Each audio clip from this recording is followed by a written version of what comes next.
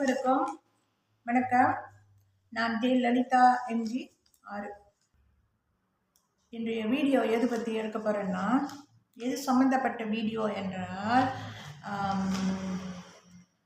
இந்த வருடம் இப்போ இந்த வருடம் 8ஆம் தேதி 3வது மாதம் MH 37 கோசம் ஏரோப்ளேன் எல்லாத்துக்கும் தெரியும்ல.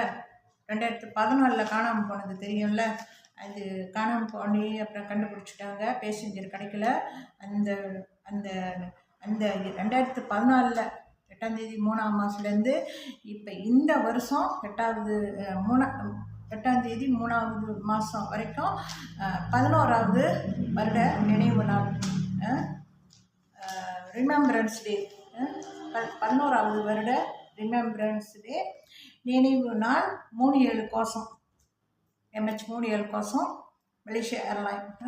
அதோட நினைவு நாள் 8ஆம் தேதி 3வது மாதம். ஆனால் நான் இன்றைக்கி எடுக்கிறது, அன்றைக்கி நான் எடுக்க முடியல. இன்றைக்கி எடுக்கிறது அந்த ஏரோப்ளேன் சம்மந்தப்பட்டது தான். ஆனால் அந்த ஏரோப்ளேன் சம்மந்தப்பட்ட எல்லா விவரங்களும் நான் அந்த வீடியோவில் நான் சொல்ல மாட்டேன். நான் கொஞ்சம் தான் பேச போகிறேன். விவரங்கள்லாம் நாளைக்கு தான் வெளியாகும். நாளைக்கு தான் வெளியாகவும் இல்லை, அதாவது நாளைக்கு தான் நான் சொல்ல முடியும் எல்லா விவரமும். இன்றைக்கி எடுக்கிறது பார்ட் 1 வீடியோ, நாளைக்கு எடுக்கிறது பார்ட் 2 வீடியோ. நாளைக்கு எடுக்கிற அந்த வீடியோவில் தான் 22ஆம் தேதி இந்த மாதம். அதில் தான் எல்லா விவரங்களும் தொடக்கத்துலேருந்து கடைசி வரைக்கும் எல்லாம் நான் சொல்லுவேன்.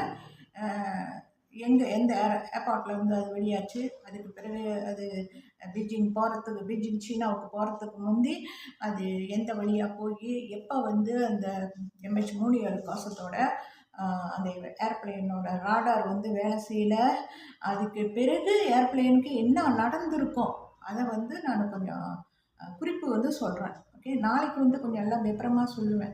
அதுக்கு பிறகு எதனால் அது சுற்றி போய் இந்தியன் ஓஷனில் உட்காந்துச்சு, ஏரோப்ளேனுக்கு என்ன பிரச்சனை வந்திருக்கும், எதனால் அவர் அங்கே கொண்டு போய் போட்டிருக்காரு, ஏரோப்ளேனை இறக்கியிருக்காரு தண்ணியில், இந்த காரணத்தை எல்லாம் சப்பாங் ஸ்லாங் ஏர்போர்ட்லேருந்து அந்த கடலில் இந்தியன் ஓஷனில் உழுவுற வரைக்கும் என்னென்ன பிரச்சனை ஏரோப்ளேன் உள்ளே நடந்திருக்கும், ஏரோப்ளேனுக்கு என்ன பிரச்சனையாக இருந்திருக்கும், இதெல்லாம் சப்பாங் ஸ்லாங் ஏர்போர்ட் மலேசியாவிலேருந்து தானே போச்சு, அந்த கோலம்பூர்லேருந்து.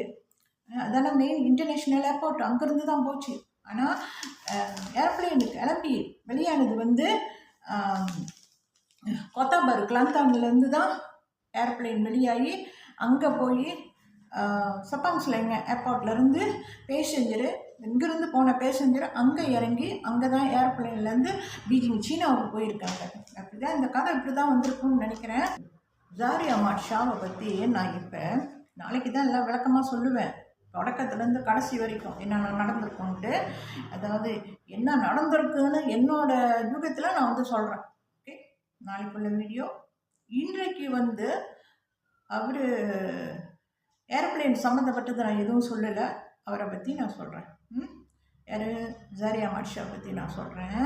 1981ஆம் ஆண்டு வேலையில் சேர்ந்திருக்காரு. அப்போ தான் அந்த வருஷம் தான் அவர் அவரோட ஏரோப்ளேன் பைலட்டு விமானம் ஓட்டுற வேலையில் சேர்ந்திருக்காரு, விமானம் ஓட்ட தொடங்கியிருக்காரு. ஓகே, எல்லாம் 1981க்கு பிறகு தான்.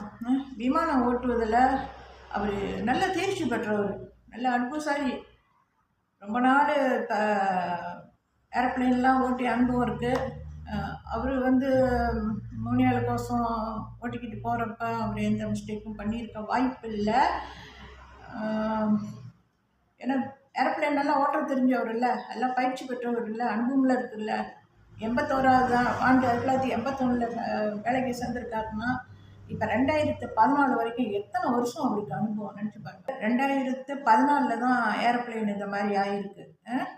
ஸோ அப்போ காணாமல் போயிருக்கு, இந்தியன் ஓஷனில் விழுந்து. ஸோ அப்போ அந்த 1981லேருந்து 2014 வரைக்கும் அவருக்கு ரொம்ப ஏர்ப்ளேன் ஓட்டுறதுல நல்ல அனுபவம் இருக்குது. அவர் எந்த மிஸ்டேக்கும் பண்ணியிருக்க வாய்ப்பு இல்லை. அந்த விபரம்லாம் நான் அடுத்த வீடியோவில் நான் சொல்கிறேன். ஓகே, என்ன காரணமாக இருக்குன்ட்டு ஏதோ எனக்கு தெரிஞ்சதை நான் சொல்கிறேன். ஓகே, அந்த வீடியோ வழியாக. ஸோ இப்போ 1981 வேலைக்கு சேர்ந்தவர் 2014 இந்த விமானத்தை MH370 கோசத்தை ஓட்டிக்கிட்டு போய் பீஜிங் சீனாவுக்கு இந்த மாதிரி ஆயிருக்கு. ஸோ இது வந்து என்ன காரணம் நாளைக்கு சொல்கிறேங்க. ஓகே, இவர் வந்து ஏரோப்ளைன் ஓட்டுறதுல ரொம்ப பயிற்சி பெற்றவர், ரொம்ப அனுபவசாலியும் கூட. சிறந்த பைலட்டாக விளங்கியிருக்காரு எப்படியோ வருஷமாக. ஓகே, 53வது வயதில் தானே 2014 ஏரோப்ளைன் இந்த மாதிரி ஆகிருக்குது. ஸோ இப்போ எத்தனை வருட காலம் அவரோட வேலை மலேசியா ஏர்லைனில் செஞ்சுருக்காரு, எத்தனை வருட காலம் செஞ்சுருக்காரு, எவ்வளோ அனுபவசாலி. மிஸ்டேக் பண்ணுறதுக்கு வாய்ப்பு இல்லை, இருந்திருக்காது.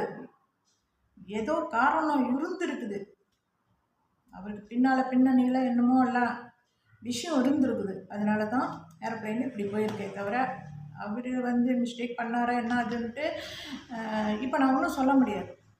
நாளைக்கு வீடியோவில் நல்லா விளக்கமாக சொல்கிறேன், நாளை மறுநாள் அப்லோட் பண்ணலாம் வீடியோவை. அப்போ நீங்கள் வந்து தெரிஞ்சுக்கலாம் என்னவா இருக்குன்ட்டு. ஏன்னா எனக்கு தெரிஞ்சதை சொல்கிறேன். சிலரோட கருத்துக்கள் வந்து மக்கள் வந்து ஏற்றுக்கொள்ளக்கூடியதாக இருக்கும், சிலரோட கருத்துக்கள் வந்து அவங்க சொல்கிறத வந்து ஏற்றுக்க முடியாமல் இருக்கும், சிலர் வந்து ஏற்றுக்குவாங்க. அதாவது வீடியோஸை பார்க்குறவங்க, இப்போ வீடியோ பார்க்குறீங்க, சில கருத்துக்களை வந்து நீங்கள் ஏற்றுக்கலாம். இவங்க சொல்கிறது இப்படி தான் இருக்கும், இதாக தான் நடந்திருக்கும்ன்ட்டு. ஆனால் சிலர் வந்து இருக்காது, இது இவங்க சும்மா சொல்கிறாங்க அப்படின்னு கற்பனையில் சொல்கிறாங்கன்ட்டு நினைக்கலாம். எதுவாக இருந்தாலும் சரி, நான் சொல்ல வேண்டியதை நான் சொல்லிட்டேன். ஓகே, நாளைக்கு வீடியோவில் பார்க்கலாம். நீங்கள் இப்போ வந்து சாரி அமர் ஷா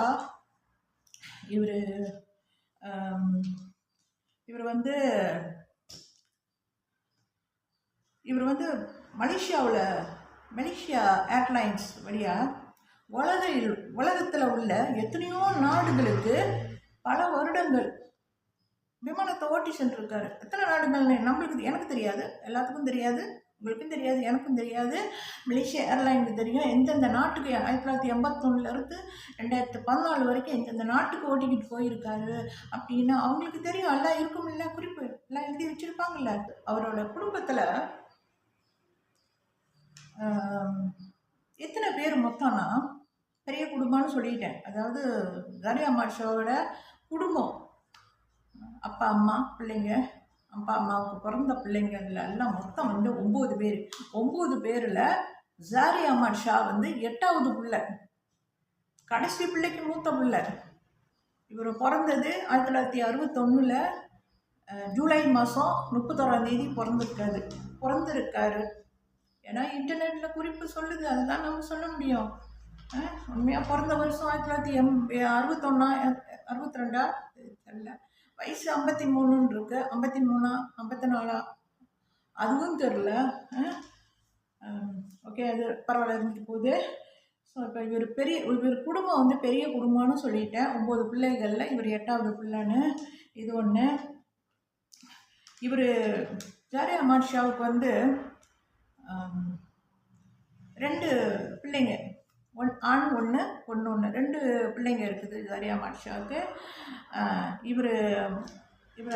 இவர் மனைவி பேர் வந்து ஜாரியா அமர் ஷா மனைவி பேர் வந்து பைசா கானூன்னு வரும். பைசா கானூன் பைசான்னு வருது, கானூன்னு வருது, பைசா கானூன். ஓகே, இன்னொரு பின்னால் வந்து முஸ்தபான்னு வருது.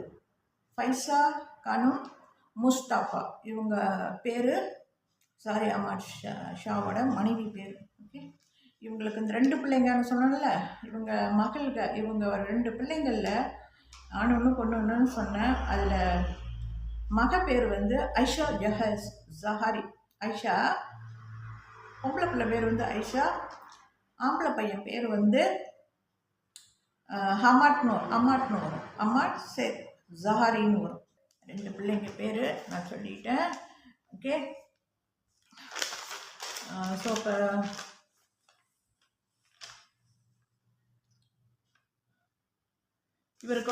இவரோட ஜாரியா அமர் ஷாவோட இதில் வேறு எதுவும் நான் சொல்கிறதுக்கு இல்லை, நான் சொந்தமாக இப்போ பேசினா தான். ஓகே,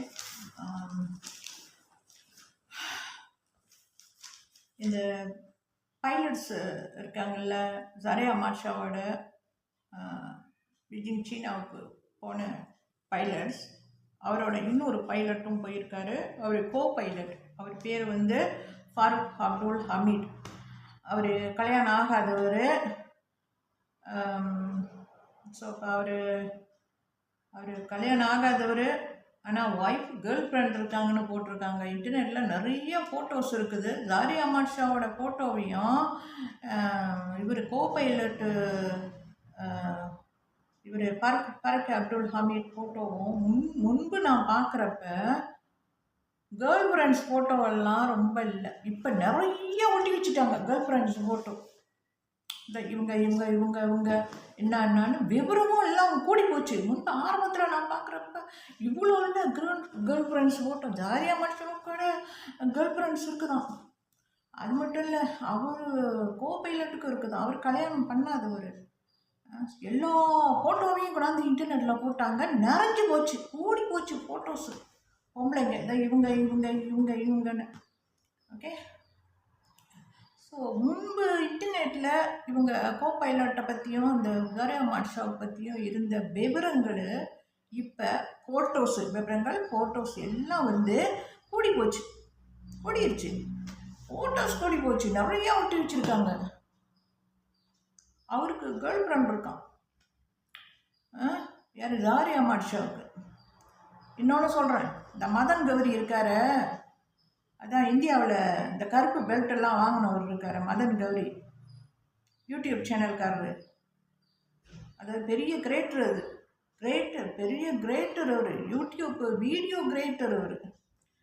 அவர் வீடியோவில் கூட சொல்லியிருக்காரு அவருக்கு கேர்ள் ஃப்ரெண்ட்ஸ் இருக்குது அப்படி இப்படின்னு என்னென்னமோ பேசிக்கிட்டு இருந்தாங்க பையன். அவர் வீடியோவில் பேசியிருக்காரு. எம்ஹெச் மோனியால் பசங்க காணாமல் போன பிறகு ஒரு 6 வருஷம் சென்று வீடியோ எடுத்திருக்காரு, 4 வருஷம் சென்று. ஸோ அந்த வீடியோவில் ஜாரி அஹ்மத் ஷா பற்றி வீடியோவில் எவ்வளவோ பேசியிருக்காரு. ஸோ அதுலேயே எல்லாம் கேர்ள் ஃப்ரெண்ட்ஸ் இருந்திருக்காங்க அப்படின்னு அவர் எல்லாம் குறிப்பிட்டிருக்காரு.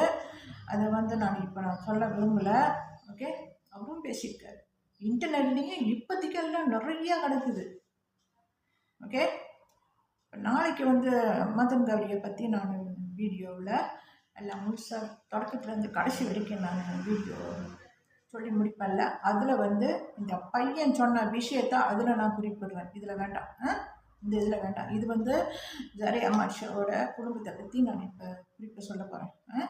ஓகே, சொல்லிட்டேன், அதை இப்போ தான் சொல்லிட்டேன் எல்லாம். ஸோ இப்போ நான் இதுக்கு பிறகு ஜெயலலிதா எம்ஜிஆர் என்னன்னா இப்போ வேறு எதுவும் ஒன்றும் பேசுகிறதுக்கு இல்லை, நாளைக்கு தான். ஸோ இப்போ இதுக்கு பிறகு நான் என்ன பண்ண போகிறேன்னா ஃபோட்டோஸ் ஓட்ட போகிறேன். அந்த ஃபோட்டோஸ் நான் நினைக்கிறேன் இங்கே தான் வரும், இந்த இடத்துல வரலாம், ஓகே, அல்லது இங்கே வரலாம், தெரில எந்த பக்கம் ஓட்டுறதுன்னு தெரில.